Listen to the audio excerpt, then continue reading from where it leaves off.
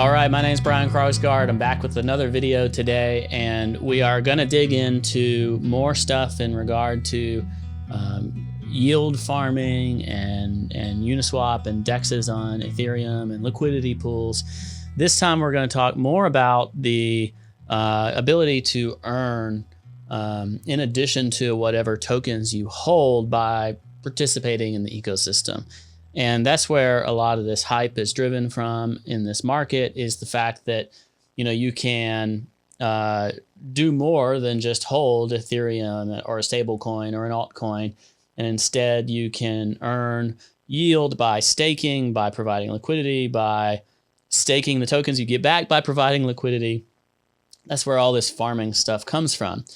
But let's talk about, why does it exist in the first place? Why is this a thing? At the baseline, the DEX experience is trying to provide incentives and create a mechanism for people to be able to trade, and there need to be incentives to encourage them to do that. The liquidity pools that we talked about last time, where you put in two sides of the token, this liquidity pool is essentially sitting in place of an order book like you have on a centralized exchange. Centralized exchange, you just have a trading pair. Let's say it's BTC USD. And on one side you have buyers and one side you have sellers, and you create the depth of the order book and the willingness to buy and sell. And your slippage comes from how much someone's willing to buy or sell. That affects the price in a certain way. With a liquidity pool, you have two typically equal weighted pools, where there's just a big bundle of, let's call it, say, ETH over here, and a big bundle of another token over here. And let's use a stable coin, for example. Let's say it's MUSD. And what happens here is these pools are equal weight. Everybody's putting all of their tokens in the pool, and the automated market maker is the one that's helping determine this price for the asset, because there's not depth. I'm not saying, okay, well, when it gets to this price, I want to sell. That's what establishes the order book and the depth of the order book. This is just the depth, the endless depth of the well itself, how much liquidity is on this token.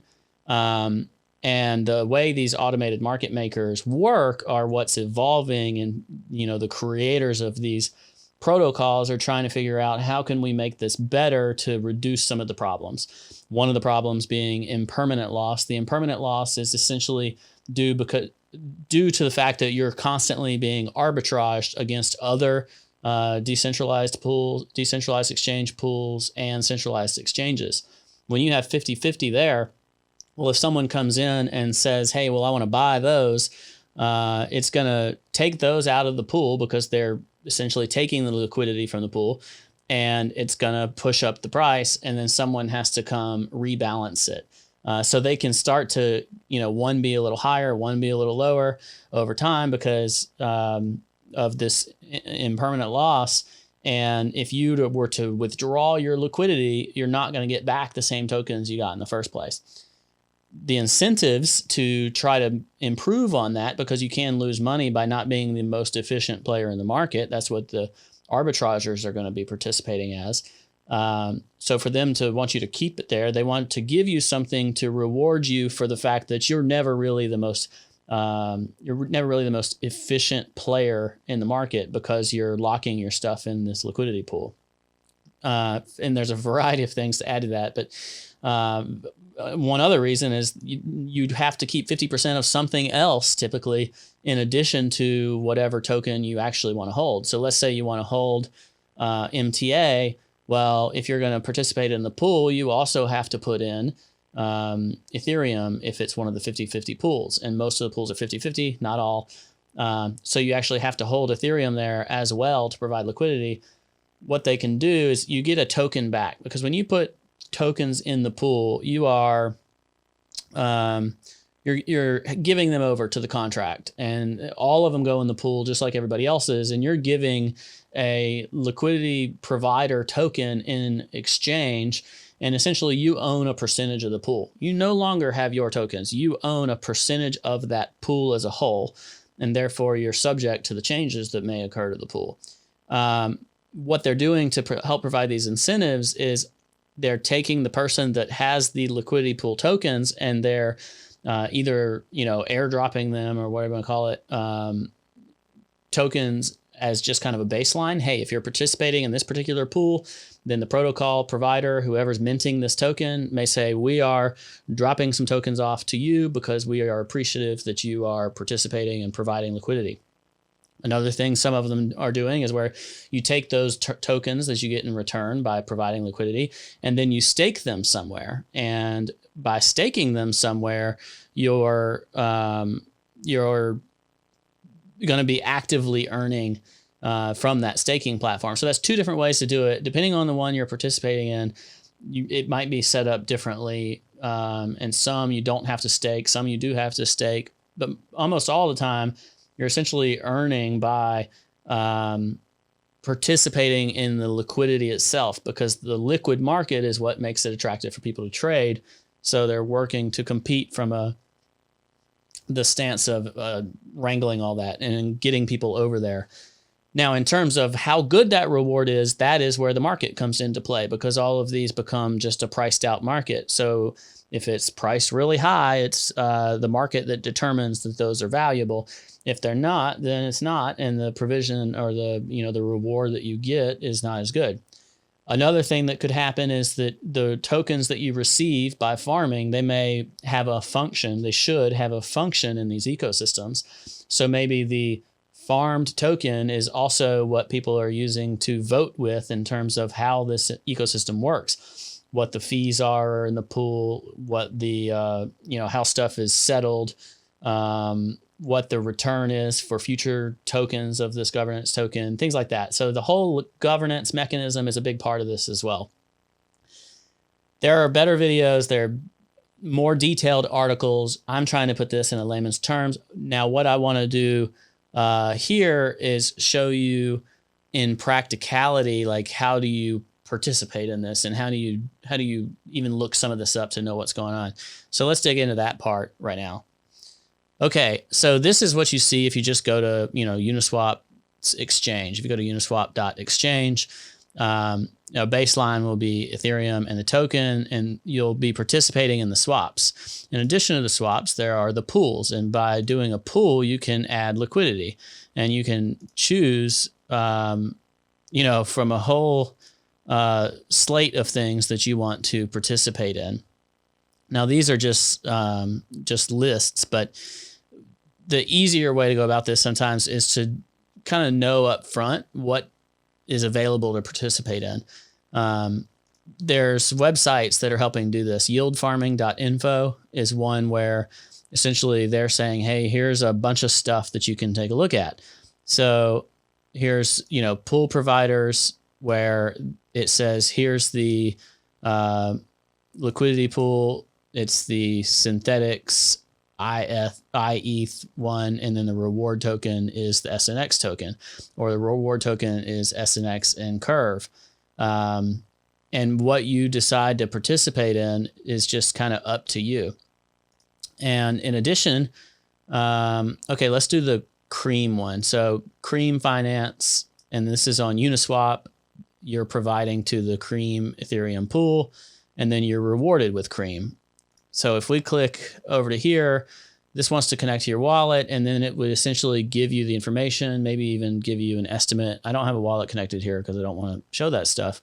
But what we're going to do is I'm going to show you through the interface how you could participate in this. So over here on the Uniswap .info website, this has, top tokens, top pairs. And if you wanted to participate in one of these, you could type in Cream, you could look up Cream. If you own Cream, then what you would do is you would click the Add Liquidity button. By clicking the Add Liquidity button, it's going to say, okay, well, the top pair is Cream Ethereum. So you're going to participate in this pool, and let's say you put in 1 Ethereum. That would be equivalent to 4.7983 Cream at this time, and you would be 0.01% of the pool, and you would be able to connect your wallet, add the liquidity, and then you would receive the liquidity pool tokens in response to that, for which by holding those and by continuing to participate in this pool, now you are eligible for the rewards, which are additional cream. So it's very much like staking, except for the way you're participating is providing liquidity in the pair. Now, that's not the only way to do it. And some of them, they stop right there. And Uniswap's not even the only one. Mooniswap is another. It sounds like a clone because it is a clone, but they're trying to solve some of the issues with impermanent loss. And the 1inch exchange people, this is where you can go to essentially match make where the best deal is. Like if you needed to fill a whole lot of something, they're a big dog in the space. Mooniswap is very similar to Uniswap, and they are incentivizing people right now to participate.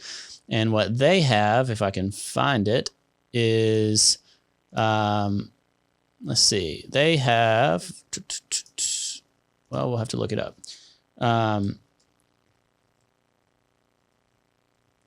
They have particular pairs that if you do the same thing that I just showed you with cream, the ones that say farming, if you do the same thing I just showed you with cream, then you will essentially be securing your ability to earn their token, which isn't even out yet. So for a period of time, in order to bootstrap liquidity on their network, you can do that. So you can go to mooniswap.info, find one of the pairs that says farming, and then press, add liquidity, go through the same exact process that I just showed you. So those are very similar. Now I want to show you one where you can actually take those tokens and then stake them. If we go back to yieldfarming.info, these mstable projects, so all of these are, they're going to reward you in MTA and BAL. And so these are going through the Balancer exchange. Balancer is similar to Uniswap, but it's a competitor. And over here, you can, use this to swap, and then they have their pools over here. And one of the ways you could do it is just through Balancer's native stuff. But actually, what MTA is doing is they're saying, here's the 95.5. Let's do the 95.5 pool.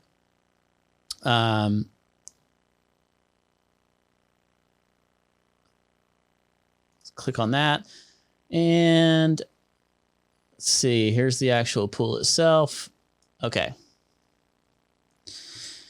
All right. So on this one, this is the Balancer ecosystem, and with Balancer, one of the interesting things about this is you are not in an equal weighted pool. This is a 95.5 pool. So 95% of the pool is in MUSD, 5% in MTA. So this is actually pretty low risk. They have other ones too. There's this 95.5 in the other direction. So let's go see if we can find that.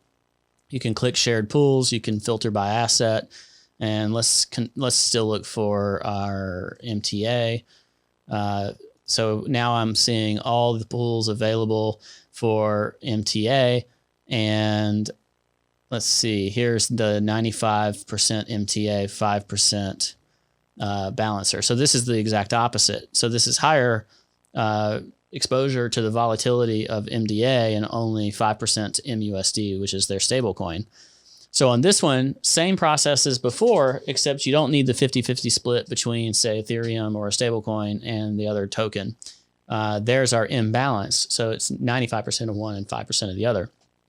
In response, you get something very similar to the liquidity pool tokens. They're Balancer pool tokens, but they're representative of your stake in the ecosystem or in the pool. And you take those tokens, and then their thing that they have going on right now at the mstable site is your ability to earn based on staking those tokens. So once you get over here, it shows you, okay, well, here's your setup, and you would connect your wallet, stake those tokens, and then you'd see a little ticker that starts ticking up saying you're earning XYZ from doing this. What this is cool for is there's no lockup period. I don't have to keep this in there for a particular amount of time.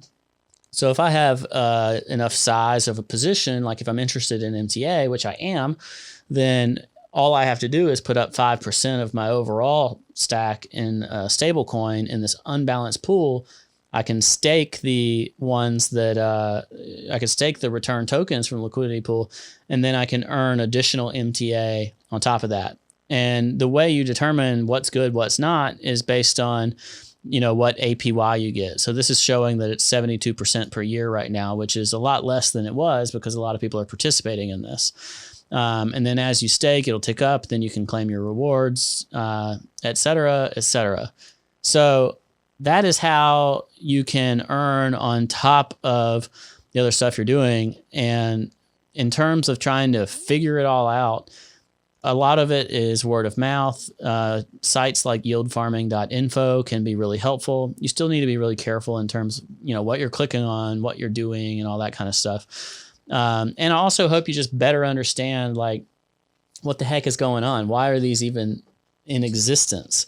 And you'll see crazy ones popping up. I mean, Arthur from BitMEX was just talking about how he was farming, I don't remember which one, maybe like his Wi-Fi, and he was earning, I think, what was he earning?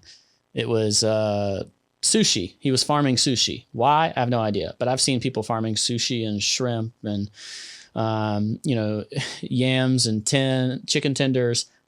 I don't know. Most of this is trash. Use this to see, like, what's the balance in terms of, first of all, something I'm interested in holding. Okay. So I talked about MTA. Well, this is a trade that I'm taking aside from all of this farming stuff. So the way I'm approaching it is, what am I interested in trading in the first place? Now, if I'm interested in trading it, or I'm comparing two things side by side, is there a farming element to this? So I'm in a trade for MTA. I'm in a trade for Balancer, BAL. Balancer has a 2-to-1 pool that I was able to add liquidity to and earn a pretty good APY in. MTA has this MTA MUSD pool that I was able to earn a pretty good APY in. So what I'm doing is I'm participating in the trade that I'm interested in with the altcoin, and then I'm adding to the liquidity pool in order to earn extra on top of that while I'm in the trade. That, to me, is kind of the sweet spot over just chasing, like, what's got 2,000% APY or something like that. To me, that's not smart. You have no idea necessarily what's going on with the underlying token. And then the other would be like some of the people that are spinning these things up, like mooniswap.info. What are they offering rewards on to incentivize people to come pool with them? Again, you have to keep 50% in each pair, but you can do some of these completely risk-free. So if you're only interested in the Mooniswap rewards token, you could pool USDC, USDT. There's very little risk in that, and the yield that you get is whatever the token from the folks at 1inch is going to be worth. Maybe that's a really, really great deal. And as they're bootstrapping this, they're pulling in a ton of liquidity. So we'll have to wait and see what that's going to be worth. But that's the type of thing where, the only risk is your activity in these contracts, which, don't get me wrong, it's a significant risk. But on some of these, the reward has turned out to be cheaper than, or has turned out to be incredibly valuable. Another thing some of them have showed, you've seen before, is where there are tokens that people are incentivized with for either borrowing or lending. So they're trying to get their borrowing and lending up. So they're giving one of these reward tokens to people who are participating on either side of that ecosystem. Well, the reward token was so good for some of them that actually the cost of taking out a loan, the interest, say it's like 9 or 10% interest, people were getting way more than that. So they were able to take out a loan, get the reward token by participating, and then the value of the reward token was more than the interest that they were paying on the loan. So essentially they were leveraging and getting paid to leverage, which is crazy. I don't think that stuff's going to last, but now you can see hopefully a little more about why, people have been excited about this. You should absolutely proceed with caution with this kind of stuff. You should really consider whether it's right for you, whether it fits your risk profile. You should not go all in. You should be very careful. Maybe you should diversify a little bit. Know what you're getting into. Read up what they're about. They are not all the same. Some of them will pull the rug out from under you and you'll lose all your money if you're not careful.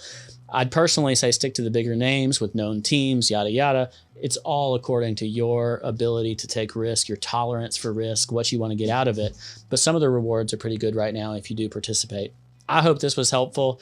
Let me know if so. Like and subscribe, all that fun stuff. Tell your friends, share this on Twitter. I would love to have more people subscribe to the channel. My dog's telling me it's time to go, so I'll catch you next time.